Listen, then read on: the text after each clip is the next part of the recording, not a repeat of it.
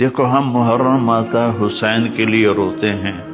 اور یزید کو گالیاں دیتے ہیں، لیکن عمل میں ہم یزید کے ساتھ کھڑے ہیں، حسین کے لیے صرف آنسو ہے۔ صف بندی ہماری یزید کے ساتھ ہے، شمر کے ساتھ ہے، عمر بن سعد کے ساتھ ہے۔ تو محرم کا پیغام ہے ظلم سے بچو، نافرمانی سے بچو،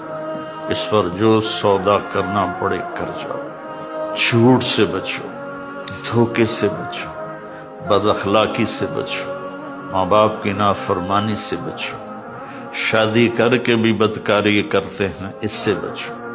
شادی کر کے بھی غلط کام کرتے ہیں اس سے بچو، ایک دوسرے کو عزت احترام دو، رزق حلال کماؤ۔ آپ نے فرمایا جو رزق حلال کماتا ہے صبح سے شام تک تھکتا ہے اس کے سارے گناہ معاف ہو جاتے ہیں۔